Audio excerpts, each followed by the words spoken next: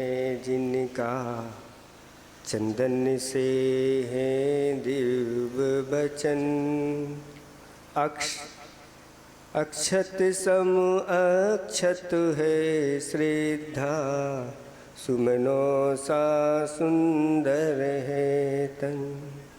नैवेद्य चरित्र ज्ञान है दीपक, बसु विधि करते धूप दहन, ध्यान सुफल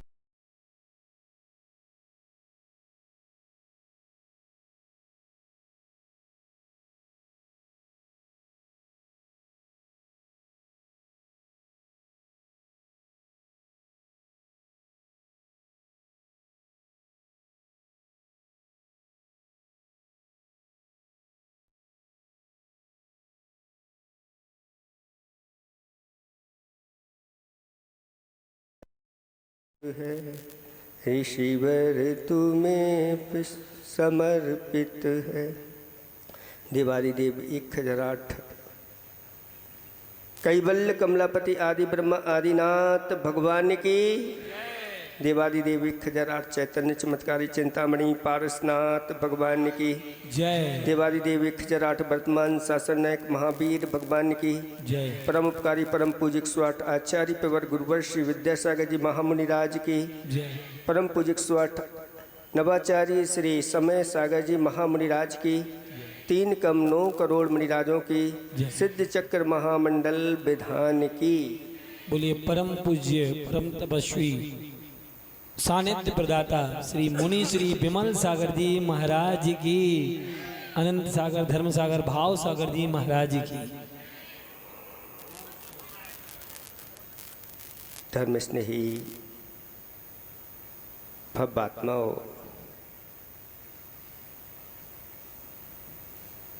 पुण्य को गाढ़ा करने का उपाय हमारे आचार्य भगवंतों ने बताया है।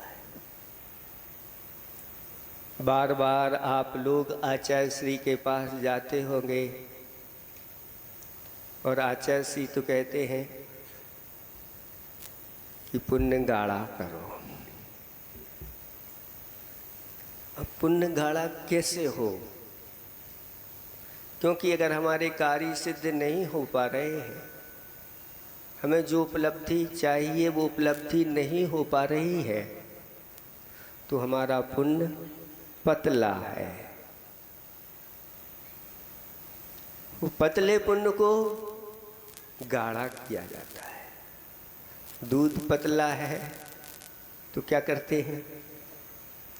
तपाते हैं तो गाढ़ा हो जाता है। ऐसे ही इस पुण्य को गाढ़ा करने के उपाय आचार्य भगवंतों ने अनेक प्रकार की बताए हैं।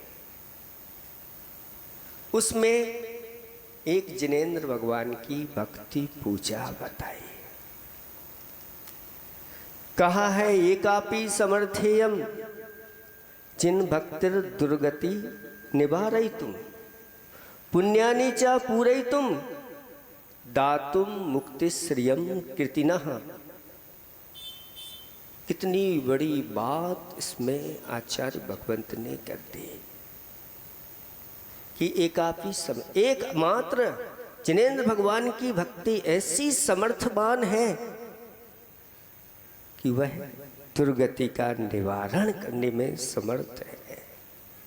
दुर्गति से बचना चाहते हो तो भगवान की भक्ति पूजा आराधना में लगे रहो।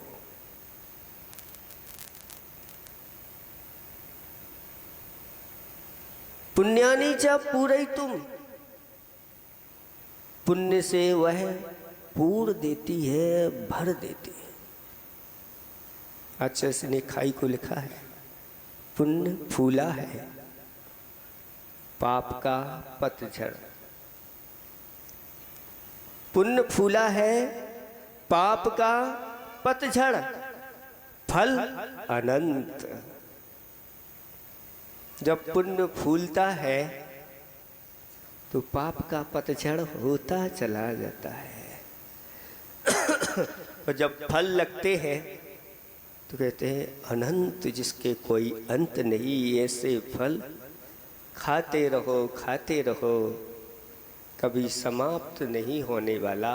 अगर कभी समाप्त हुआ तो अक्षय अनंत ऐसे वह सुख को प्राप्त कर देता, अव्यवहाद आदि सुख को प्राप्त कर देता है, फिर उसके बाद कभी दुख आता ही नहीं। ये विधि ऐसी विधि बताई है, लेकिन जिसको इसके ऊपर विश्वास नहीं होता वह संसार के बहुत परिश्रम करता रहता है, पसीना बहाता रहता है, फिर भी ज़्यादा कुछ अपने जीवन में हासिल नहीं कर पाता। लेकिन इस चीज को करने वाला पल भर में वह क्या प्राप्त नहीं कर लेता, सब प्राप्त करता है। इसीलिए हे भव्यात्माओं, अगर दिन की शुरुआत करो तो ऐसे ही धर्म से दिन की शुरुआत करो, और जो अपने जीवन में अपने दिन की शुरुआत धर्म से करता है उसका अंत भी धर्म के साथ हुआ करता है।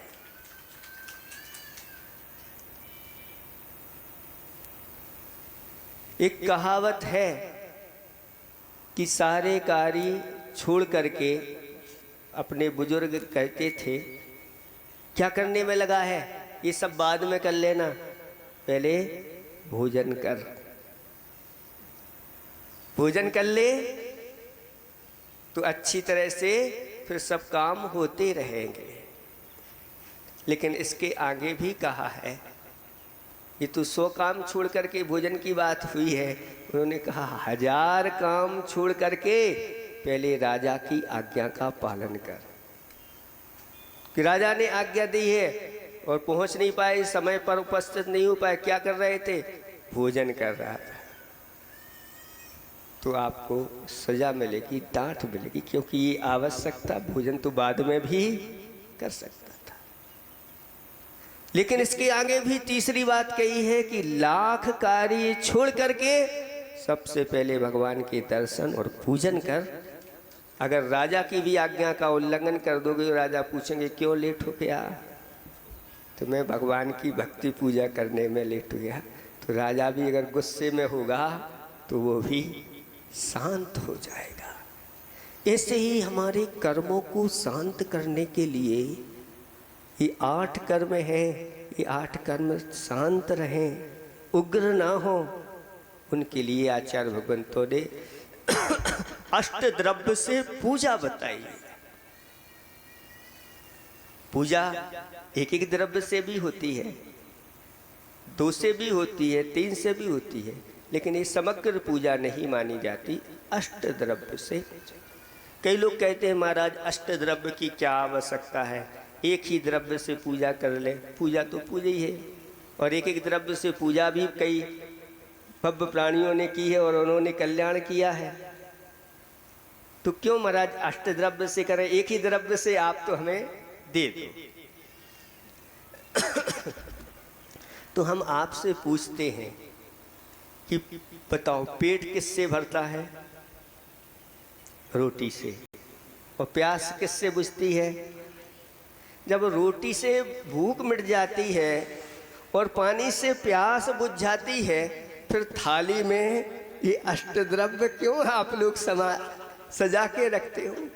पापड़ भी चाहिए, नमकीन भी चाहिए, और रसगुल्ला भी चाहिए, और साथ साथ में अलग अलग जगह की व्यवस्था चलती, कहीं बिना जीरा मन के मन जीरो हो जाता है। अगर उनकी थाली में जीरा मन नहीं आए तो उनका मन जीरो हो जाता है, मन ही नहीं लगता। अच्छी अच्छी चीजें अगर आपकी भोजन की थाली में हैं तो देखो कैसी प्रसन्नता के साथ भोजन होता है। और जहाँ गंध ही नहीं आ रही है, चौके में घुसने के बाद भी कुछ गंध नहीं आ रही है, और हाथ में दिया और मुख में भी जा रहा है, तो ना गंध आ रही है ना स्वाद आ रही है। महाराज आप तो ले लो, वितरागी हो, प्रसन्नता से हम तो ले लेते हैं, लेकिन आपका क्या होगा, आप नहीं करते। जब हमें लौकिक चीज़ों के लिए विषय भोगों के लिए अच्छी अच्छी सामग्री चाहिए है, तो फिर जहाँ 3 लोक के नाथ हैं वहाँ द्रव्य आदि में कोई कमी। जिनेंद्र भगवान का जितना आप लोग वैभव बढ़ाते जाओगे बंधुओं, उतना ही आपका वैभव बढ़ता चला जाएगा। ऐसा अनुभव अभी हम पिछली बार जब हमारा भोपाल में चातुर्मास हुआ था और वहाँ पर चातुर्मास हुआ, वहाँ के जो अभिषेक पूजन करने वाले महापात्र आदि बने हुए थे वो करते थे।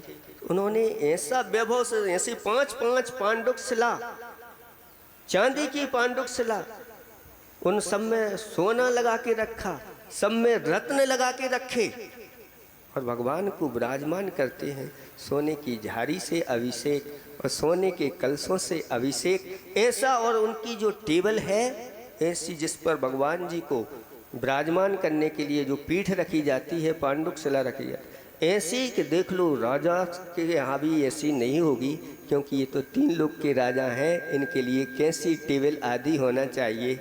आपके घर में जब घुसते हैं तो कैसा फर्नीचर आप लोगों का होता है, कैसा आपका डेकोरेट होता है, आप सब उच्च चाहिए आपको महाराज, तभी तो हमारे घर में आते हैं लोग, नहीं तो बाहर ही से लौट जाते हैं।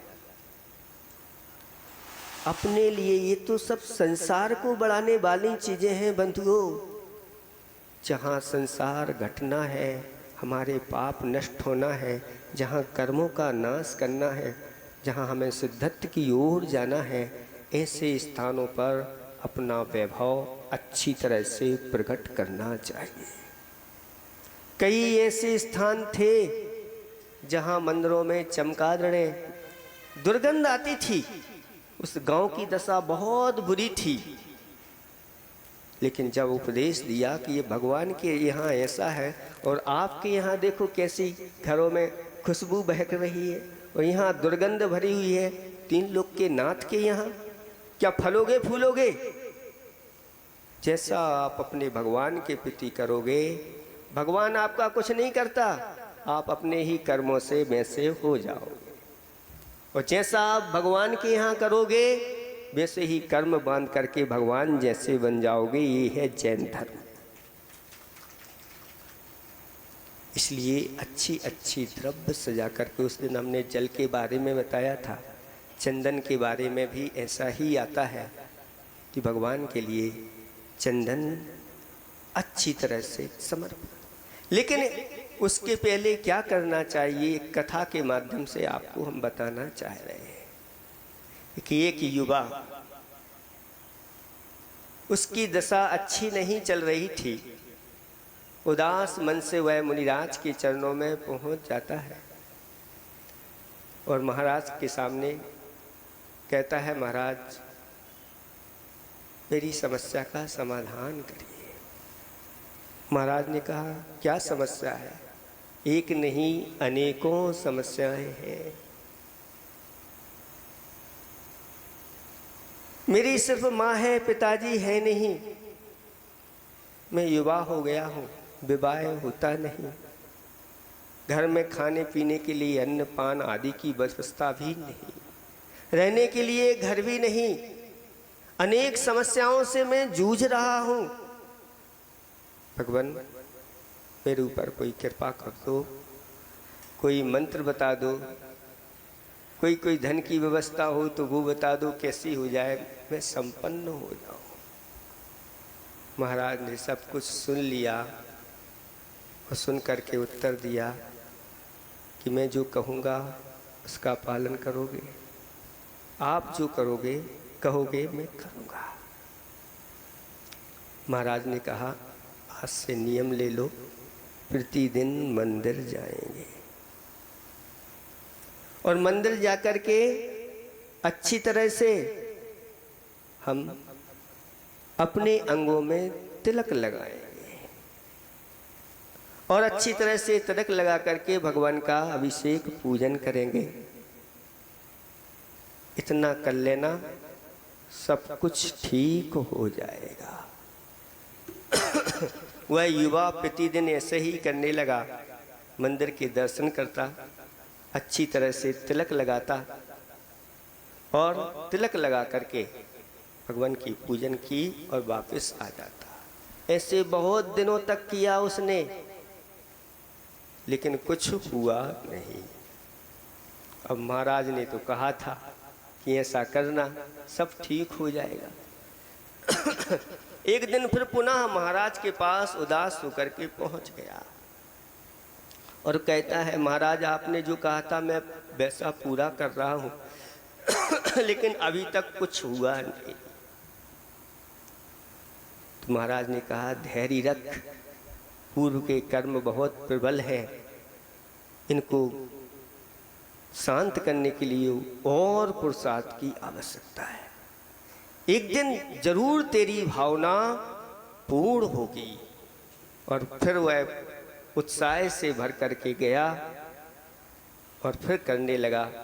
एक दिन ऐसे ही करके लौट रहा था और देखा कि बहुत सारी भीड़ राज दरबार की ओर चली जा रही है। उसने भी विचार किया और पूछ लिया कि यहाँ पर क्या हो रहा है। तो उस दिन उस राजा की जो राजकुमारी थी, उस राजकुमारी का स्वयंवर हो रहा था और वह वहाँ पर पहुँच जाता है और देखता है कि बड़े बड़े अच्छे अच्छे सुंदर, एक से श्रीमान दीवान, शक्ति संपन्न राजकुमार एक से एक ड्रेस में वहां पर बैठे हुए हैं। और वह राजकुमारी वरमाला लेकर के सबके आगे आगे जा रही है। ऐसे करते एक चक्कर लगाया, 2 चक्कर लगाए, 3 चक्कर लगाए, फिर भी वरमाला उसने नहीं डाली। और जब उनमें से कोई वरमाला नहीं डाली तो फिर अंत में एक मौका दिया जाता है कि जो आम सभा है उस आम सभा में भी जाकर के वह चुन सकती है। अब जब नीचे उतर करके आई और देखती हुई गई तो वह युवक वहाँ पर खड़ा हुआ था और उस युवक को देख करके राजकुमारी ने अपनी वरमाला उसके गले में डाल दी।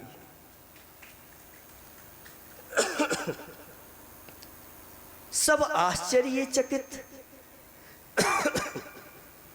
कि इसने क्या किया। कहाँ वरमाला, एक सामान्य व्यक्ति जो सिर्फ मात्र खड़ा हुआ है और उसको डाल दी। आखिर राजा ने बेटी को बुलाया और पूछा, तूने ऐसा क्यों किया? इतने सारे थे, आदि आदि थे, इनमें से कोई पसंद क्यों नहीं आया? वह पिताजी से कहते, पिताजी मैं जब अपने स्थान से उठी थी और मैं एक ही बात सोच करके निकली थी कि जिसके माथे पर चंदन का तिलक लगा होगा मैं उसी का वरण करूंगी। और ये ऐसा तिलक लगा करके खड़ा हुआ था कि सब में अलग ही दिख रहा था। और जो चंदन का तिलक लगाने वाले होते हैं वो सच्चे भगवान के भक्त होते हैं। इसलिए मेरा भाई नहीं है, मेरे पास अपार संपदा है, ये सब मेरी तो है, मुझे धनवान नहीं चाहिए था, मुझे भगवान का भक्त चाहिए था। और जो तिलक लगाने वाला है वह शांत स्वभावी होता है, प्रसन्न था। ऐसा व्यक्ति जो भगवान की भक्ति पूजा करने वाला होता है वो माता पिता की भी सेवा करने वाला होता है, वो अपने आप में गुणवान होता है। इसलिए मुझे और दुनिया की कोई चीज़ नहीं चाहिए थी, मुझे तो धर्मात्मा, गुणवान और ये सेवक ऐसा अपना स्वामी मिल गया है पिताजी, इससे बढ़कर और क्या ऐसे व्यक्ति के जीवन में संतोष होता है।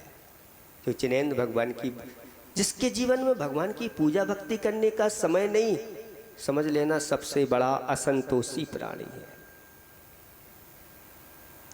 इतना समय नहीं कि थोड़ा सा समय भगवान के लिए निकाल लें, थोड़ा सा समय गुरुओं के निकाल लें।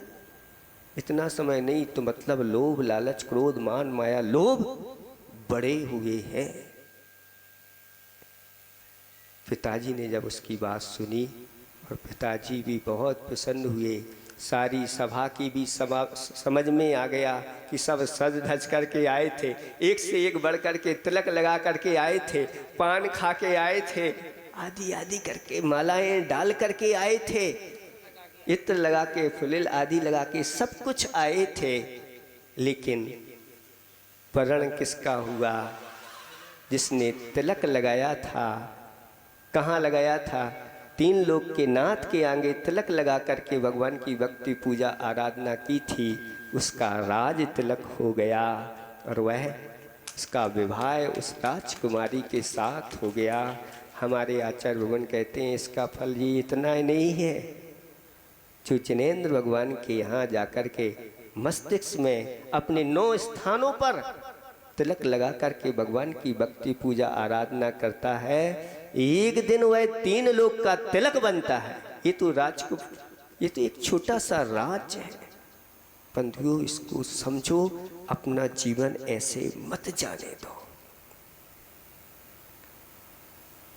इसी प्रकार से भगवान को जब चढ़ाने की बात आती है तो चंदन चढ़ाने के लिए कहा गया है कि चंदन अच्छी तरह से घिस करके, और आप उसमें पढ़ते हैं ना, चंदन अगर क्या मिलाए? कपूर मिलाए, चंदन केसरगार, ऐसी बहुत सारी पंक्तियाँ आती हैं।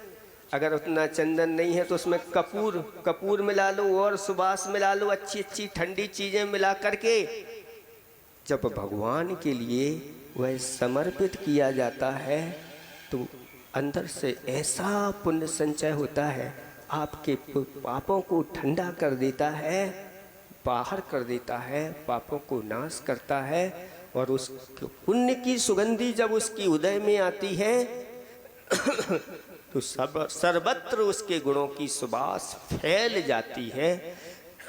ऐसी महिमा है। लेकिन कौन चढ़ाता है आजकल चंदन? एकाध कोई किसी ने कटोरी भर करके चंदन चढ़ाया हो तो बताओ? नहीं। उस छोटे थोड़े से चंदन को भी आप एक कटोरी में घोर करके और सबको दिखा देते, देखो हम चंदन चढ़ा रहे। ऐसे घोर करके कहीं नहीं बताया, सीधा चंदन घिस करके ही कटोरी से फिर भगवान को चंदन चढ़ाना। लेकिन कितनी हमारी देखो अंदर की भावनाएं हीन होती चली जा रही हैं कि जितना पतला से पतला करो, एक तवेले में थोड़ा सा घोर करके और बस उसमें डाल भर दो, पीला भर हो जाए और वह चंदन हो गया। ऐसे जब आप लोगों के लिए मान लो ठंडियाई बनाई जाए और उसमें थोड़ी सी इतनी सी 1 चम्मच शक्कर डाल दी जाए एक तवेले भर में और फिर पियो, आनंद आएगा क्या? अरे क्या ये ठंडियाई बनाई है, बिना मीठे की तो कोई ठंडियाई नहीं होती। फिर भी आप लोग चौके में खड़े हो जाते हैं, महाराज ठंडाई पी लो, बिना उसकी रहती है, फिर भी महाराज पी जाते। लेकिन आप लोग पियोगे कि इसमें तो अरे मीठे ही नहीं है, फिर ये काहे की ठंडाई है? नहीं। ऐसे ही भगवान के लिए कहा गया कि ऐसे ये चंदन पीला होता है, और जो पीला चंदन भगवान के लिए चढ़ाया जाता है उसके लिए हमेशा हमेशा प्रभु और गुरु दोनों प्रसन्न रहते हैं। इसलिए ऐसी हर प्रकार की ये वस्तुएं चढ़ाई हैं। इससे हमारे नवग्रह जो अंदर से आप कहते हैं ना ज्योतिष वाले, ये ग्रह इनका परेशान कर रहा है, ये ग्रह, हमारे आचार्य भगवंतों ने कहा कि अष्टद्रव्य से पूजन कर लो, सारे ग्रह अपने आप शांत हो जाते हैं, कहीं जाने की आवश्यकता नहीं है। ये शुभ ग्रह है, ये अपने भीतर बैठे हुए कर्मों के माध्यम, ये तो बाहरी निमित्त बताने वाले हैं, ये कुछ किसी का बिगाड़ते नहीं, अपना कर्म है। जब हम ऐसी अष्टद्रव से पूजा करते हैं अपने आप सब शांत रहते हैं। हाँ, आदि आदि जितनी भी भक्तियां हैं सब में देव लोग है ना, भगवान की दिव्य दिव्य पूजा, दिव्य दिव्य सावन, दिव्येणे नाणेणे दिव्येणे गंधेणे दिव्येणे अक्षेणे दिव्येणे पप्पेणे दिव्येणे चुन्नेणे, दिव्य दिव्य से करते। इसलिए अच्छी तरह से चंदन लगाने का नियम ले लो। पहले घर में कहते थे कि चंदन लगा के आओगे तो भोजन मिलेगा, है? कहीं से नहीं, कहीं से नहीं, घिसके तो लगा के आओ, कुछ तो दिख रहा है। लेकिन चंदन जो लगाए रहते, देखो इतने बच्चे बैठे हैं, इनमें जो चंदन लगाए बैठे हुए वो अलग ही दिखेगा। पंडितों से भी हम कहना चाहते हैं कि जब भी अच्छी पूजा पाठ करो पहले अच्छे चंदन लगा करके पंडितों को बैठना चाहिए, है ना, और फिर भगवान की पूजा करो। सबको चंदन लगाने से ये जो हमारा आज्ञा चक्र है, इसमें जो अंदर से कुछ भीतर से उदासी के जो अपने एग्जाम वो निकलते रहते हैं ना, रसायन निकलते हैं, वो रसायन जो है ना सब उस चंदन लगाने से उदासी दूर हो जाती है, प्रसन्नता मुख पर रहती है, उत्साह बढ़ता है, उमंग बढ़ता है, दिन भर शांति होती है। हम एक घटना सुना करके फिर समाप्त करेंगे कि देखो, एक सैपुरा की बात है, जबलपुर के पास में है, सैपुरा बिटोनी की बात है। वहाँ के कुछ युवा जो धार्मिक थे, फिर भी उन पे ऊपर कुछ पूर्व के कर्म के कारण से ऐसा गलत आरोप लगा दिया और उनको भी उनकी रिपोर्ट आदि हो गई। अब जिस दिन उन कोर्ट में फैसला होना था, बस ये तो युवा सच्चे देवसास गुरु के भक्त थे, भगवान की भक्ति की, अभिषेक किया, शांति धारा की, चंदन आदि लगा करके, और वो अपना गंधोदक लेकर के साथ में गए और इधर बहस होती रही। वो लोग तो बस उसमें से लेकर के चंदन लगाते रहे और कुछ नहीं करना, और देखते ही देखते उनको वहाँ से बरी कर दिया गया, तुम्हारा कोई दोष नहीं, तुम छाओ। ये महिमा है। इसलिए बंधुओं, अच्छी तरह से ये चंदन शीतल होता है। ये चंदन क्यों चढ़ाते हैं? तो जैसे भगवान के वचन शीतल है। आचार्य भगवान तो कहते शीतल चंदन है नहीं, शीतल हिमना नीर, शीतल जिन तो मत रहा, शीतल हरता पी। ये भगवान जितना चंदन शीतल नहीं है, जितना बर्फ शीतल नहीं है, मोती शीतल नहीं है, चंद्रमा शीतल नहीं है, उससे भी कई गुणे आपके वचन शीतल हैं। क्योंकि ये सब बाहरी चीज़ें बाहरी शरीर को शीतल करते हैं, लेकिन आपके जो वचन हैं वह बाहरी और भीतरी अंतरंग ताप को दूर करने वाले होते हैं। इसलिए उन गुणों से मेल खाते हैं। और ये गुरु ग्रह का प्रतीक, गुरु का प्रतीक, पंच परमेष्टि में गुरु आचार्य भगवंत का पीला रंग होता है। और ऐसी पीली वस्तु चढ़ाने से हमेशा हमेशा हमारे गुरु हमारे ऊपर प्रसन्न रहते हैं, प्रभु प्रसन्न रहते हैं। इसलिए आप लोग अच्छी तरह से चंदन आदि को, कई लोग जो है ना हल्दी है ना, ये हल्दी लौकिकता में आपकी चलती है, लेकिन हल्दी का स्वभाव क्या है? कलर तो मिल जाएगा लेकिन स्वभाव तो उग्र है, गर्म होती है ना। सर्दी हो जाए तो हल्दी को दे दो तो ठीक हो जाती है। तो गर्म चीज आप भगवान को चढ़ाओगे और शीतलता मांगोगे तो विपरीत गुण वाली हो जाती है। ये आपकी लौकिकता में चलती है, वो बात अलग है। लेकिन भगवान के लिए, गुरुओं की पूजा के लिए हल्दी का प्रयोग नहीं। कई लोग जल्दी जल्दी में हल्दी रख लो, नहीं, ये सामग्री अपने पास रख। जिसके घर में पूजन के बर्तन होते हैं उसके यहाँ कभी कोई दरिद्रता नहीं आती, बढ़ती चली जाती है। अच्छे बर्तन हमने तो देखा है, ऐसे उपदेश दिए, भैया तुम्हारे यहाँ गुरुओं की पूजा करने के लिए बर्तन नहीं, भगवान की पूजा करने के लिए बर्तन नहीं, मंदिर से ला करके पूजन कर रहे हो, तुम्हारी कैसे रिद्धि सिद्धि बढ़ेगी। और जब उन्होंने मन बनाया तो फिर पीतल के बर्तन लेकर के आए, लेकिन उनकी विशुद्धि ऐसी बढ़ी कि उन्होंने अच्छे चांदी के बर्तन भगवान की पूजा के लिए बनवाए। और फिर भाव उनके ऐसे बने कि उन्हें पूरे चौके के बर्तन जो गुरुओं को आहार आदि देते हैं उन्होंने सब चांदी के कर, ऐसा पुण्य बढ़ा उनका। चाकी रही भावना जैसी, बस जिसकी जैसी भावना होती है उसके अनुसार फल मिलता है। ये मिला है, इसका अच्छी तरह से उपयोग कर लो, छोड़ो नहीं, इस मौके को जाने दो नहीं, अपने जीवन को ऐसा पुण्य से भर दो,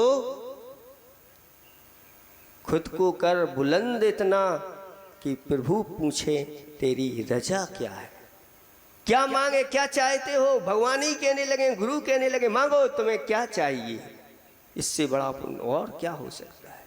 इसलिए इन चीज़ों में आज बहुत अच्छा लग रहा है कि पूरा का पूरा वासा नगर यहाँ पर बैठ कर के सिद्धों की आराधना कर रहा है और आबाल वृद्ध लोग इसका आनंद ले रहे हैं।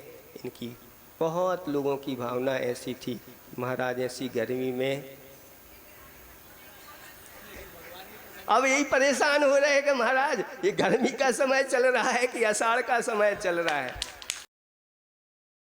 करने दे रहे हैं।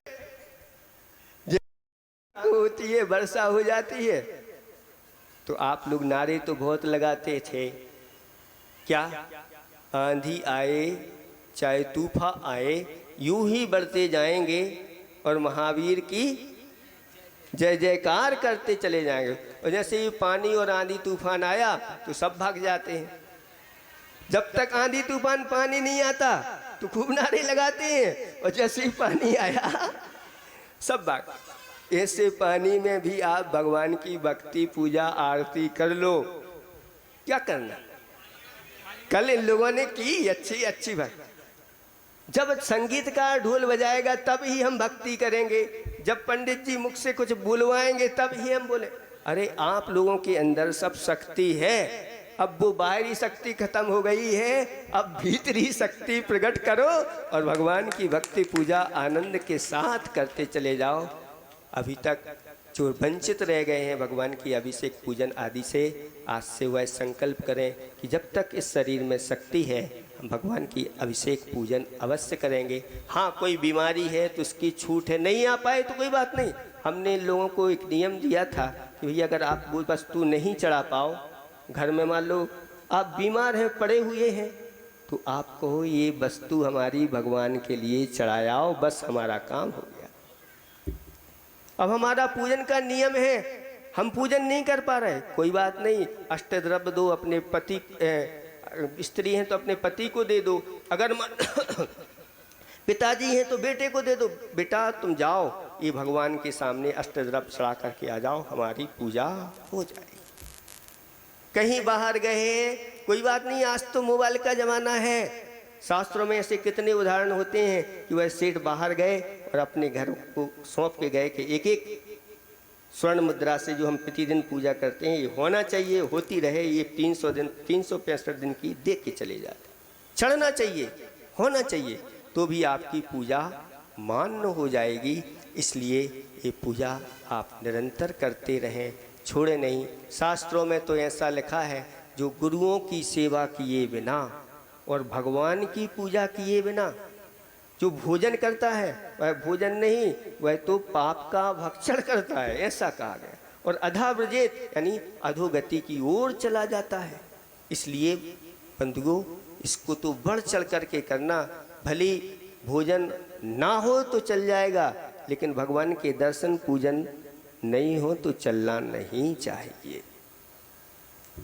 ऐसे नियम के साथ रहो। हाँ किसी दिन अगर मान लो आपका उपवास है और आप पूजन आदि नहीं करना चाहते हैं तो छूट है, उस दिन अच्छे बैठ करके माला फेरो, है ना, क्योंकि आप भोजन नहीं कर रहे। लेकिन ऐसा नियम तो ले लो, जिस दिन भोजन पान करेंगे उस दिन तो पूजन जरूर करेंगे, क्योंकि उपवास में ऐसा कहा गया है कि उत्कृष्ट उपवास तो ऐसा है कि आपको स्नान करने की भी कोई ज़रूरत नहीं, आपको कहीं जाने की नहीं, हाथ पर हाथ रख करके बैठ जाओ, माला लेकर के बैठ जाओ और आप। लेकिन अगर उस उपवास के दिन घर के भी कार्य करते हैं, दुकान के भी कार्य करते हैं, तो उस दिन आपको अभिषेक भी कर लेना चाहिए, उस दिन पूजा भी कर लेना चाहिए।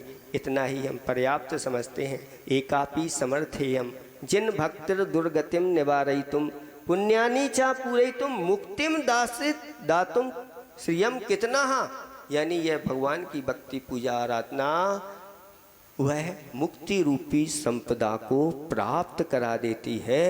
तो पुण्य को गाढ़ा करने का ये सबसे बड़ा उपाय भगवान की अच्छी अच्छी अष्टद्रव्य से पूजा करो। अष्टद्रव्य हैं तो अष्टद्रव्य से, एक द्रव्य है तो एक द्रव्य से, और जितनी है उतने से भी भगवान नाराज नहीं होते। लेकिन याद रखना, चौके में तो अष्टी द्रव्य से करना। और प्रतिदिन चंदन जो है ना, अभी भैया जी दिखा रहे हैं कि जी चंदन देखो कालो कालो सो चंदन लग रहा है। चंदन चंदन होना चाहिए, क्योंकि चंदन का स्वभाव तो ऐसा होता है कि उससे भुजंग लिपटे रहते हैं, फिर भी वह अपनी शीतलता नहीं छोड़ता। इसलिए मंदिर में तो कम से हमने ऐसे ऐसे गांव देखे हैं, नगर देखे हैं कि वह एक दिन, वर्ष में एक दिन सारे लोग इकट्ठे होते हैं, हमारी तरफ से एक वर्ष के लिए चंदन हमारा रहेगा पूरा और अच्छा, एक वर्ष के लिए हमारी तरफ से केसर, एक वर्ष के लिए जितनी लौंग लगे हमारी तरफ से लगने दो, जितनी बादाम लगे लगने दो, जितने श्रीफल एक वर्ष में चढ़ते हैं भगवान श्री जी के लिए चढ़ने दो, हमारी तरफ से इतने टीन घी। ऐसी बोलियां लगती हैं बढ़ चढ़ करके, हमारी तरफ से इतना लिख लो, हमारी तरफ से इतना लिख लो। 3 लोग के नाथ के यहाँ कमी नहीं, तो उनका भी वैभव ऐसा बड़ा हुआ है कि उनके हमेशा 20 उंगलियां घी में रहती हैं और सिर मतलब स्वयं खाते पीते मोटे ताजे रहते हैं, वैभव खूब है। और लो जितना जितना दान चाहिए सब देते रहते हैं, उदास नहीं रहते, क्योंकि जिनेंद्र भगवान के लिए बढ़ चढ़ करके देते हैं। तो कहते हैं ऐसा ही होता है।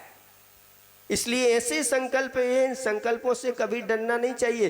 किसी ने कहा है कि भगवान का दिया हुआ अल्प नहीं होता, और जो बीच में टूटे वह संकल्प नहीं होता। संकल्पों से क्यों डरते हो बंधुओं? संकल्प के बिना कभी जीवन का कायाकल्प नहीं होता। इसलिए ऐसी बासा नगरी में भी ऐसे बने, एक साल के लिए भगवान के लिए सारी चीज़ें प्रदान की जाएं, करके देख लो क्या आनंद आता है। एक आध कोई यहाँ पर ऐसा भक्त हो, 1 साल के लिए इनकी तरफ से बोलो, ये केसर देने के लिए तैयार है। 1 साल के लिए जो चंदन मिले, शुद्ध चंदन चाहिए, ये नहीं चाहिए जो फूल लेकर के आते हैं घुसते हैं, ये नहीं, शुद्ध। कोई एक आध ऐसा भक्त हमारी तरफ से भगवान को चंदन चढ़ने दो, देखो फिर कैसी खुशबू उसकी बढ़ती है। कोई एक आध भक्त हो कि जो 1 साल के लिए चंदन लगे, वो हमारी तरफ से है कोई? और भी जैसे लवंग है, श्रीफल हैं, आदि आदि हैं। आप अपनी भावना बना लेना। अभी सिद्ध चक्र चल रहा है और अपनी घोषणाएं कर सकते हैं। अहिंसा परमो धर्म की